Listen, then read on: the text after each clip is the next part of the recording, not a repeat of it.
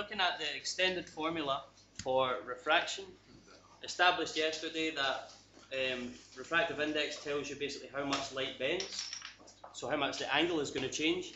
But as we know from standard grade, it's not only the angle that changes, it's the speed that it goes at. So speed of light in optical fibers is less than speed of light in air, so the speed changes. So if speed is changing, then something else must have to change. And we talked about frequency, how frequency is determined by the source of the light. You know, we can't change that, whether it passes through a medium or not, it's not going to change the frequency. So the only thing that's really left that can change the speed of the wave is going to be the wavelength. So what happens is if the frequency remains the same, then the wavelength actually decreases as it moves into a more dense medium.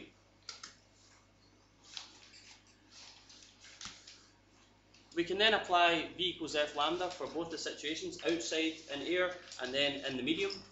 Just denote those by numbers 1 and 2. Rearrange for F, but we know that F is the same. Frequency is determined by the source.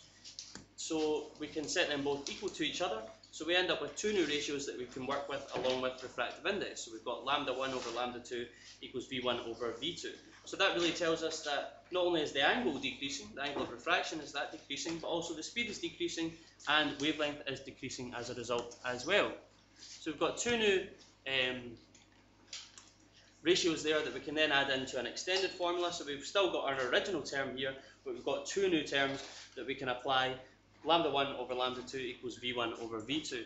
Then we looked at a prism, and that really proves to us that, you know, that wavelength is changing, that light is of different wavelengths, because we can see different refractions happening through the prism. So red is refracted least and violet is refracted the most.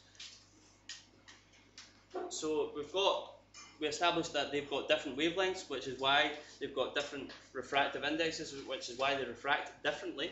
If we just looked at that simple diagram there, we can see that this angle θ1, our angle of incidence, if you like, in the least dense material, the angle up to violet is much less than the angle up to red. So we can say that θ2 is much less, so we're dividing θ1 by a smaller number, which means that the refractive index of violet must be greater than the refractive index of red light.